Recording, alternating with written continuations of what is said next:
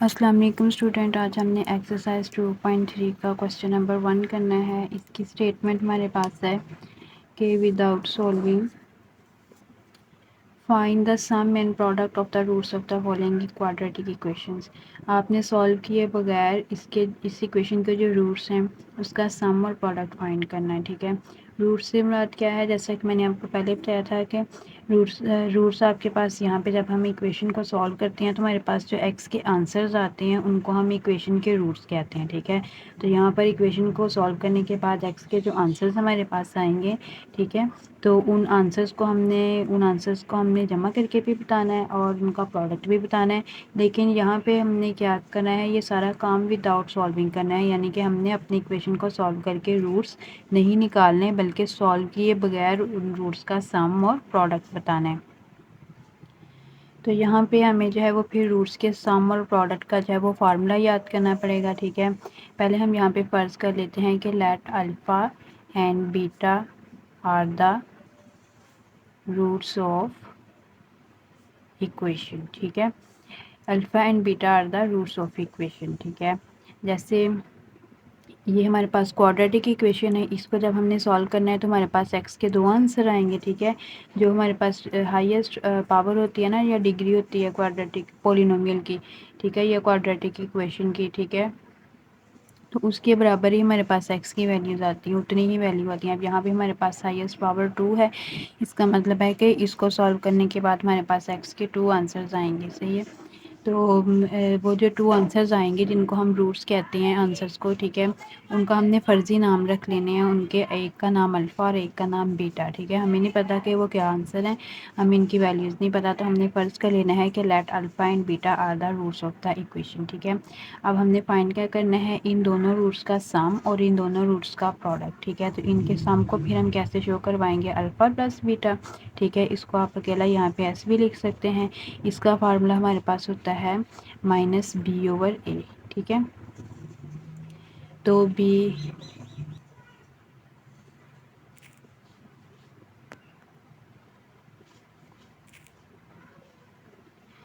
तो यहाँ पे फिर हम वैल्यूज़ लगाएंगे। बी आपके पास क्या होता है, एक्स का कोफिशिएंट होता है। ठीक है, यहाँ पे हमने माइनस फार्मूले वाला लगाया है और एक्स का कोफिशिएंट हमारे पास क्या है, -5 है। ओवर ए आपके पास एक्स स्क्वायर का कोफिशिएंट होता है जो कि यहाँ पे 1 है, तो ये आपके पास आ गया 1, तो माइनस माइनस प्लस। ठीक है, ये बन गया आपके पास 5 ओवर 1 और 5 ओवर 1 जो है वो आपके पास 5 के ही इक्वल होता है। इसके बाद हमने रूट्स का प्रोडक्ट लेना है। ठीक है, उसको हम पी से शो करवाते हैं और इसके हम ऐसे भी लिखेंगे यहाँ पे अल्फ़ा इंटू बीटा। ठीक है, इसका फार्मूला आपके पास होता है सी ओवर ए। तो सी आपके पास इक्वेशन में क्या है, कांस्टेंट वैल्यू है, ओवर ए आपके पास क्या है, वेरिएबल का एक्स स्क्वायर का जो कोफिशिएंट है। ठीक है, तो 1 है आपके पास, तो 3 ओवर 1 किसके इक्वल होता है, 3 के ही इक्वल होता है। इसका सेकंड और थर्ड पार्ट सेम इसी तरह है। ठीक है, अब मैं आपको इसका 4 वाला पार्ट करवाती हूँ। इसकी हमारे पास ये इक्वेशन हमारे पास है a plus b into x square minus a x plus b equal to 0। तो यहाँ पर आपके पास ए जो होता है वो एक्स स्क्र का कोफिशिएंट होता है। इसको हम जो है वो इससे डिफरेंट करने के लिए, इस वाले ए और इस वाले ए में फ़र्क रखने के लिए हम इसका नाम ए डैश रख देते हैं। ठीक है, और बी आपके पास होता है एक्स का कोफिशिएंट, इसको बी डैश कह देते हैं, और सी डैश आपके पास कांस्टेंट वैल्यू आएगी। तो यहाँ पे हमने क्या करना है कि let alpha and beta are the roots of the equation, हमने इन रूट्स का सम फाइंड करना है। ठीक है, मीन्स कि हम यहाँ पे लिख सकते हैं s is equal to alpha plus beta is equal to minus b over a. ठीक है, तो हम यहाँ पे डैश वाली वैल्यूज़ ले रहे हैं तो बी डैश ओवर ए डैश कर सकते हैं। तो बी माइनस हमारा पास ये फार्मूले का है और इसकी वैल्यू क्या है, माइनस ए है, ओवर ए डैश की क्या वैल्यू है, ए प्लस बी। तो माइनस माइनस प्लस, ये आपके पास कितना आंसर आ गया है, ए ओवर ए प्लस बी। ठीक है, इसके बाद हमने इसका प्रोडक्ट फाइंड करना है, तो उसको हम पी से शो करेंगे, alpha into beta equal to, इसका फार्मूला क्या होता है, सी ओवर ए। ठीक है, तो सी हमारे पास सी डैश ओवर ए डैश कर लेंगे। सी डैश हमारे पास बी है और ए डैश हमारे पास है ए प्लस बी। तो आपके पास ये प्रोडक्ट का आंसर आ गया। ठीक है, और ये आपके पास सम का आंसर आ गया। इसके बाद हम इसका फिफ्थ वाला पार्ट देख लेते हैं। उसकी वैल्यू हमारे पास है l plus m into x square plus m plus n x plus n minus l equal to 0। ठीक है, तो यहाँ पे हम लिख लेते हैं कि ए बी सी हमारे पास क्या बनेंगे, here a is equal to l plus m और बी हमारे पास आएगा एम प्लस एन के इक्वल, एक्स का coefficient c is equal to n minus n. ठीक है, तो यहाँ पे हमने लिखना है कि let alpha and beta are the roots of equation. ठीक है, तो अब हमने रूट्स का सम लेना है, sum is equal to alpha plus beta equal to minus b over a, इसका फार्मूला आता है। तो यहाँ पे हम लिखेंगे माइनस बी की हमारे पास क्या वैल्यू है, एम प्लस एन ओवर ए की हमारे पास वैल्यू है एल प्लस एम। तो माइनस को हम यहाँ पे अगर अंदर मल्टीप्लाई करवाएं तो ये आपके पास जो है वो मल्टीप्लाई करवा के भी आप आंसर लिख सकते हैं या एज इट इज़ भी आप लिख सकते हैं। ठीक है, ये भी आपका आंसर हो सकता है, या आप इसको अंदर मल्टीप्लाई करवा लें तो ये भी आपका आंसर सही है। इसके बाद हमने इसका प्रोडक्ट लेना है। ठीक है, वो आएगा अल्फ़ा इंटू बीटा, वो आपके पास इक्वल होता है सी ओवर ए के। तो सी आपके पास कितना है, एन माइनस एल ओवर ए आपके पास कितना है, एल प्लस एम। तो ये आपके पास प्रोडक्ट का आंसर आ गया है। इसके बाद हमने इसका क्वेश्चन नंबर 2 स्टार्ट करना है। क्वेश्चन नंबर 2 की स्टेटमेंट हमारे पास है कि फाइंड द वैल्यू ऑफ के की वैल्यू आपने फाइंड करनी है कि if sum of the roots of the equation is twice the product of the roots. ठीक है, इसका फर्स्ट और सेकंड पार्ट सेम इसी तरह है, तो सेकंड पार्ट मैं आपको पहले करवाती हूँ। ठीक है, जब आपको सेकंड पार्ट की समझ आ जाएगी तो फर्स्ट वाला पार्ट आप लोग खुद जो है वो कर सकते हैं। ठीक है, तो सेकंड पार्ट हमारे पास है कि sum of the roots of the equation, ये आपके पास इक्वेशन है, इसके जो रूट्स का सम है वो क्या है, is 3/2 times the product of the roots. यानी कि ऐसे सम और प्रोडक्ट का रिलेशन कैसे हम लिखेंगे कि s is equal to 3/2 into p. ठीक है, तो यहाँ से मैं आपको इसका सोल्यूशन करवाती हूँ। तो यहाँ हम इसके गिवन इक्वेशन लिख लेते हैं। गिवन इक्वेशन हमारे पास है x square plus 3k minus 7 plus 5k equal to 0। ठीक है, तो हेयर आपके पास a इक्वल होगा 1k, b आपके पास आएगा 3k माइनस 7 और c आपके पास इक्वल आएगा 5k के। ठीक है, अब हमने सेम यहाँ पर भी फर्ज कर लेना है कि let alpha and beta are the roots of equation. ठीक है, तो इस लिहाज से हमारे पास जो रूट्स का सम है यानी कि अल्फ़ा प्लस बीटा है वो आपके पास किसके इक्वल आएगा, माइनस बी ओवर ए के।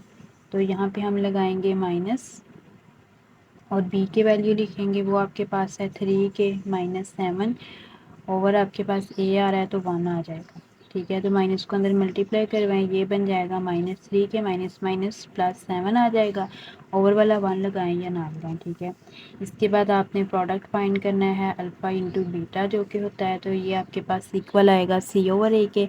तो सी की वैल्यू है आपके पास 5k ओवर ए आपके पास है 1, तो 5k ओवर 1 जो है वो 5k के ही इक्वल होता है। ठीक है, अब हमने क्या करना है, यहाँ पे कंडीशन लगानी है या शर्त लगानी है जो उन्होंने हमें क्वेश्चन में दी हुई है, अकॉर्डिंग टू कंडीशन या शर्त लगाने से लिखेंगे। ठीक है, अकॉर्डिंग टू कंडीशन, तो कंडीशन आपके पास कौन सी है, यहाँ पे हम एक बार दोबारा उसको देख लेते हैं कि कंडीशन आपके पास है कि जो रूट्स का सम है वो 3/2 टाइम्स है द प्रोडक्ट, यानी कि सम जो है वो प्रोडक्ट के 3/2 गुना के बराबर है। ठीक है, तो यहाँ पे हम फिर लिखेंगे कि सम जो है वो किसके बराबर है, 3/2 गुना ऑफ पी, यानी कि पी का 3/2 टाइम्स। ठीक है, ये हमने कंडीशन अप्लाई कर दिया। अब हमने यहाँ पे इसमें वैल्यूज़ पुट कर देनी है। एस यहाँ पे आपको सम को शो करवा रहा है। ठीक है, तो एस की वैल्यू लगाएंगे, वो है -3k प्लस 7 इक्वल टू 3/2 और पी आपके पास कितना आया है,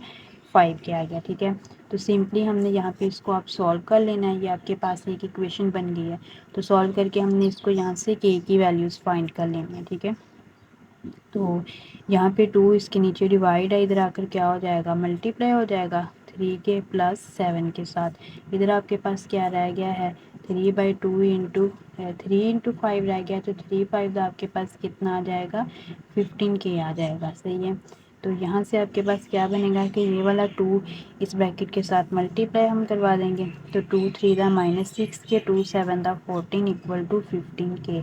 हमने के की वैल्यू फाइंड करनी है, तो के वाली जो टर्म्स हैं उनको एक साइड पे कर लेते हैं। -6 के 15 के इधर आकर क्या हो जाएगा, माइनस हो जाएगा, और 14 को उधर ले जाएंगे, ये भी उधर जाकर क्या हो जाएगा, माइनस हो जाएगा। तो यहाँ पे माइनस माइनस प्लस आ जाएगा आपके पास, और 15 और 6 को प्लस करेंगे तो -21 के आ जाएगा इक्वल टू -14। ठीक है, तो अब आपके के साथ -21 मल्टीप्लाई है, इधर आकर क्या हो जाएगा, डिवाइड हो जाएगा।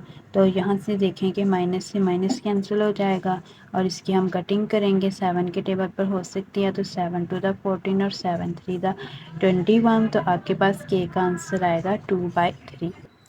क्वेश्चन नंबर 2 का जो फर्स्ट पार्ट है वो सेम इसी तरह है। ठीक है, उसकी कंडीशन जो है वो इससे भी सिंपल है। उसमें क्या है कि sum of the roots of the equation is twice the product of the roots, यानी कि आपने सेम इसी तरह इक्वेशन लिखनी है। ठीक है, उसका सम निकाल लेना है, प्रोडक्ट निकाल लेना है, और उसकी जो कंडीशन आपके पास बनेगी वो ये बनेगी s is equal to 2p। ठीक है, यानी कि मैंने बताया है कि जो सम है वो प्रोडक्ट का ट्वाइस है, तो s is equal to 2p आपके पास कंडीशन बनेगी।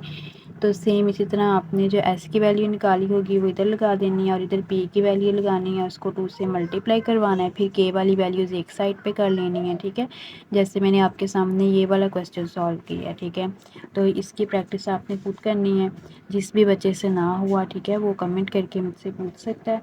इसके बाद इसका जो क्वेश्चन नंबर 3 है हमारे पास, ये हम नेक्स्ट वीडियो में करेंगे। ठीक है, तो इसके भी दोनों पार्ट जो है वो एक जैसे ही हैं, तो ये मैं आपको नेक्स्ट वीडियो में करवाऊँगी। अल्लाह हाफिज़।